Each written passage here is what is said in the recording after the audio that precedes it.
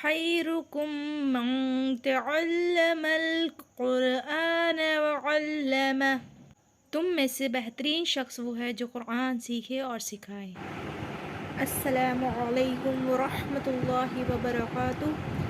ज़ाहिर है आप लोग खैरियत से होंगे। तो हम आज इंशाअल्लाह ताला तजवीद के साथ कायदा नूरानी कायदा शुरू कर रहे हैं।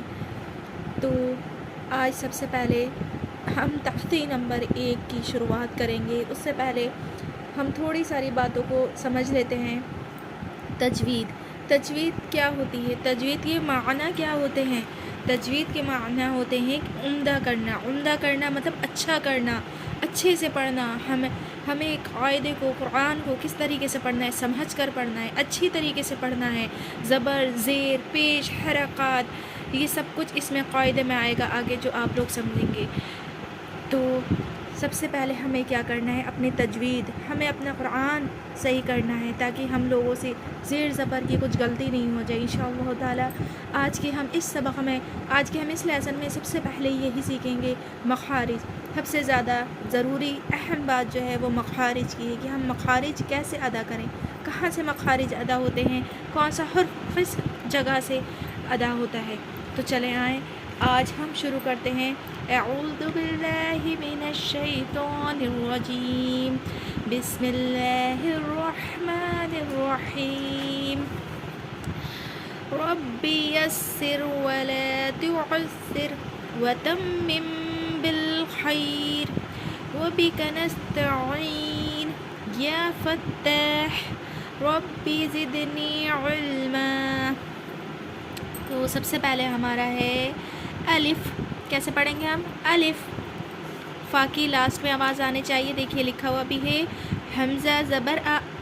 ये अलिफ के ऊपर जब कोई हरकत होती है, जैसे ज़बर हो या ज़ेर हो या पेश हो, तो वो अलिफ जो है वो हमज़ा बन जाता है। वो क्या पढ़ा जाता है? हमज़ा। और अगर अलिफ सिंगल हो तो वो अलिफ पढ़ा जाएगा। लेकिन अगर अलिफ के ऊपर, जैसे ये दिख रहा है कि अगर अलिफ के ऊपर अगर हमें अलिफ के ऊपर ये ज़बर है जी, जैसे हमारा अभी जो बात हो रही थी अल हमज़ा की, ठीक है। अब देखिए हम अलिफ के ऊपर ज़बर है तो ये अलिफ नहीं पढ़ा जाएगा, इसको हम पढ़ेंगे हमज़ा। देखिए हमज़ा जब अलिफ सिंगल होगा, जब उस पर कोई हरकत नहीं होगी, मतलब ना ज़बर होगा, ना ज़ेर होगा, ना पेश होगा, तो वो अलिफ पढ़ा जाएगा। और जिस अलिफ के ऊपर ज़बर, ज़ेर या पेश हो तो वो हमज़ा पढ़ा जाएगा, ठीक है। हमज़ा ज़बर आ, लाम फ़ा ज़ेर लिफ, फ़ा पे जस्म, अलिफ, फ़ा के लास्ट में आवाज़ आएगा अलिफ, ठीक है। अलिफ कहाँ से अदा होता है? अलिफ अदा होता है मुंह की खाली जगह से अदा होता है। इसे क्या कहते हैं? जौफ़ दहन। जौफ़ दहन किसे कहते हैं? मुंह का खाली हिस्सा, ठीक है। अलिफ कैसे पढ़ेंगे? अलिफ लास्ट में फ़ा की आवाज़ आएगी। अलिफ, आप लोग भी पढ़ लीजिए अलिफ। फिर रिपीट कर रही हूँ अलिफ, ठीक है। अब हमारा जो सेकंड है वो है हमारा बा। बा, बा कैसे अदा होगा? देखिए बा, अलिफ ज़बर बा। बा कहाँ से अदा होता है? दोनों होठों की तरी से मिलकर। दोनों होठों की तरी से जब हम बा, दोनों होठ हम बंद करेंगे और जब दोनों होठ हम बंद करके खोलेंगे तो आवाज़ आएगी बा, बा, बा, ठीक है। कैसे पढ़ेंगे? बा। फिर आगे है हमारा ता। ता, ता अलिफ ज़बर ता। ता का हमारा मखरज है ता, ज़बान की नोक। जो हमारा ज़बान है उसके जो सिरा है, मतलब नोक है, वो कहाँ लगेगी? सनाया ओलिया। सनाया ओलिया किसे कहते हैं? आगे वाले जो हमारे दो दांत होते हैं उसकी जड़ से लगकर, मतलब हमारी ज़बान का नोक और सनाया ओलिया यानी आगे वाले जो दो दांत हैं ऊपर की, उसकी जड़ से मिलकर अदा होगा, ठीक है। हमारी ज़बान की नोक और दांतों की जड़ से मिल लगकर अदा होगा। क्या अदा होगा? ता। कैसे? बिल्कुल नर्म आवाज़ के साथ, इसे सख्त नहीं पढ़ेंगे, बिल्कुल आराम से पढ़ेंगे। ता। कैसे? ता। ऐसे नहीं पढ़ेंगे ता, नहीं, ता। जब हमारी ज़बान की नोक और जड़ लगेगी ऊपर वाले दो दांतों की, तो आप देखना वैसे ही ता निकलेगा, ता। फिर आगे हमारा फोर्थ हर्फ है सा। सा, सा, अलिफ ज़बर सा, ठीक है, इसको सिर्फ एक अलिफ के बराबर। सा, सा का कहाँ है मखरज? सा जैसे हमारा ता की थी ज़बान की नोक, ये ज़बान की नोक थी, ऐसी सा में है हमारी। जब ज़बान की नोक आगे वाले जो दांत हैं उसके किनारे से, ये ता कहाँ से था? ता हमारा था जड़ से, जो हमारे आगे वाले दांत हैं अंदर वाली जड़ से ता अदा होगा, ता। और ये कहाँ से अदा होगा? ये हमारा होगा ज़बान के किनारे, मत सॉरी ज़बान का किनारा और दांतों के किनारे, ऊपर वाले सनाया उलिया, जो सामने वाले दो दांत होते हैं उन्हें सनाया उलिया कहते हैं। वो आप इंशाल्लाह आगे भी पढ़ेंगे दांतों के नाम तो आपको याद हो जाएंगे। तो हम कहाँ से अदा होगा? ज़बान की नोक और दांतों के किनारे से मिलकर अदा होता है। सा, पढ़िए, सा, सा, ठीक है। सा में भी हल्की सी आवाज़ सीटी की आती है, जैसे सा सीन में आती है आवाज़ आई हल्की सी, वो भी सा, और ये भी नर्म है, इसको सख्त नहीं पढ़ेंगे हम। सा जी। अब हमारा आएगा जीम, कैसे? जीम, देखिए यहाँ लिखा हुआ है, ये देखिए इसको, ये क्या लिखा हुआ है? जीम, या जेर, जी मीम, ठीक है, जीम। तो जीम हमारा कहाँ से अदा होता है? जीम हमारा अदा होता है ज़बान का बीच।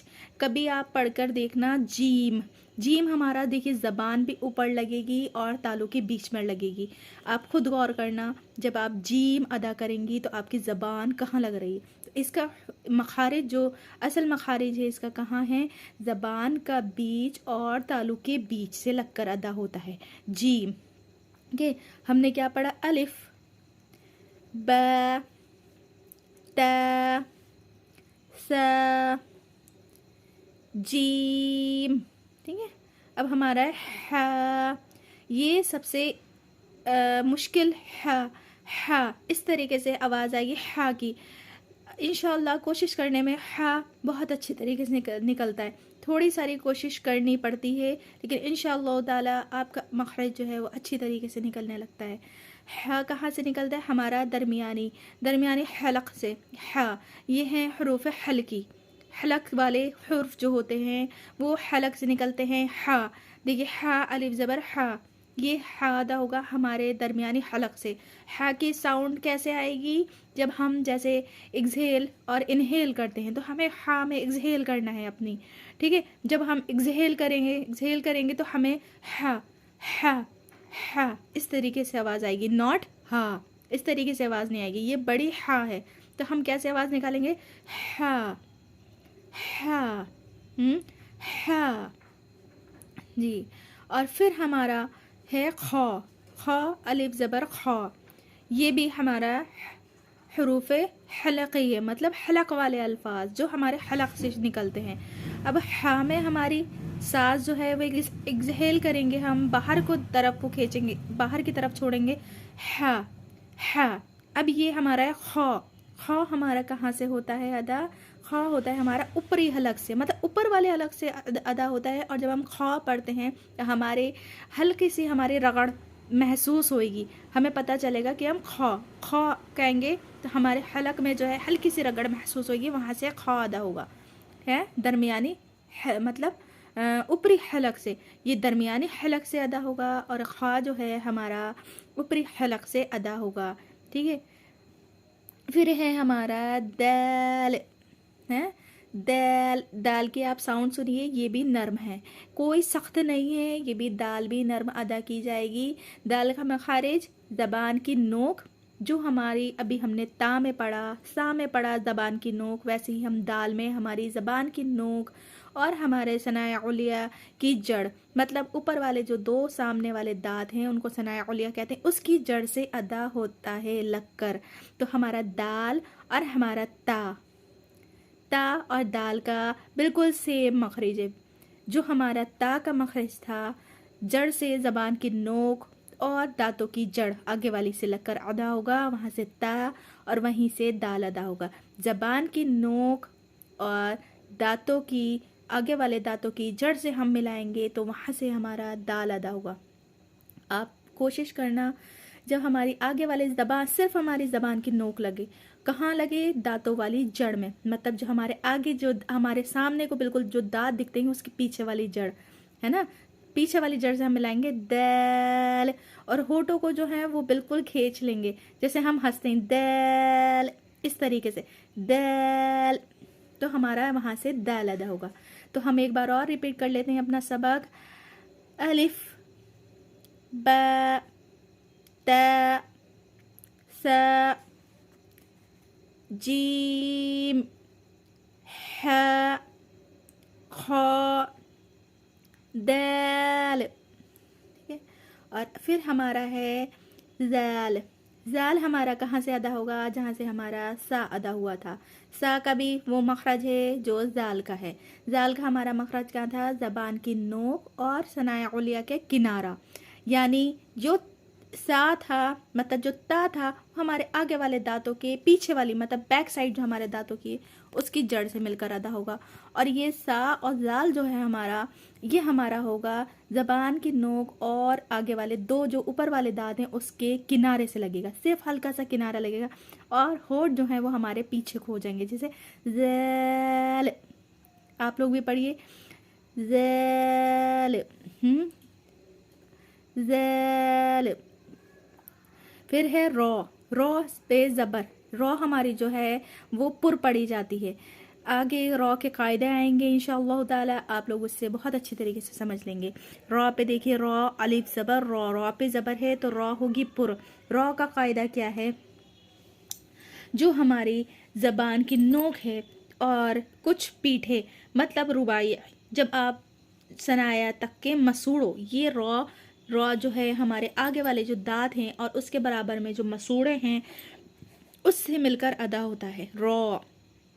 और पुर करने का अंदाज़ ये है कि जो हमारी ज़बान है वो हमारे ऊपर तालू से मिल जाएगी। हर हुरूफ जो हमारे पुर पड़े जाते हैं यानी मोटे पड़े जाते हैं, उनका तरीका यही है कि हम अपनी ज़बान जो है वो ऊपर लगा लेंगे तालू पर, तो पुर अल्फाज अदा हो जाएंगे। तो रॉ कैसे अदा होगा? रॉ। फिर है हमारा ज़ा। ज़ा हमारा अदा होगा, जो हमारा ज़ा है वो ज़ाल, यहाँ जो ज़ाल थी हमारी, ये हमारी नर्म है, ये ज़ा है। ज़ा हमारा कहाँ से अदा होगा? ज़बान की नोक और सनाया उलिया, यानी आगे वाले जो दांत हैं, और सनाया उलिया आगे वाले जो दांत ऊपर और नीचे वाले को, ठीक है, ऊपर वाले दांतों को सनाया उलिया, नीचे वाले दांतों को सनाया सुफला कहते हैं। तो जो हमारे सनाया जो उलिया और सुफला के बीच का किनारा से मिलकर ज़ा, जहाँ से हमारा सीन अदा होगा ज़ा, ठीक है, वहीं से हमारा सीन अदा होगा, वहाँ से हमारा ज़ा अदा होगा।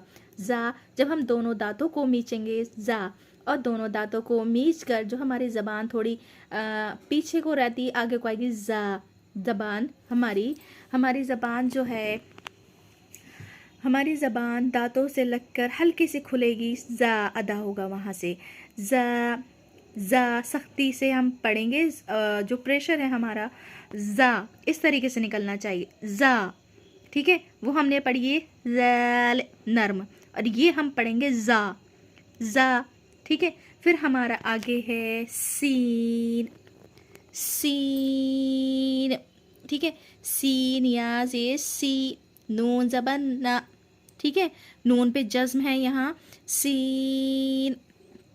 तो सीन हमारा सीटी की आवाज़ आती है। सबसे पहली बात कि हमारे सीन में हमें पता चलना चाहिए कि हम सीन अदा कर रहे हैं।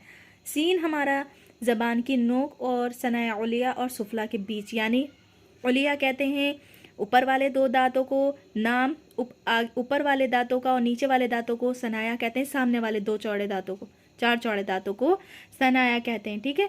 लेकिन ऊपर वाले दो जो दांत हैं उनको उलिया कहते हैं और नीचे वालों को सुफला कहते हैं, ठीक है। अब उलिया डाउन सुफला, लेकिन नाम जो है दांतों के आगे वाले उसको सनाया कहते हैं।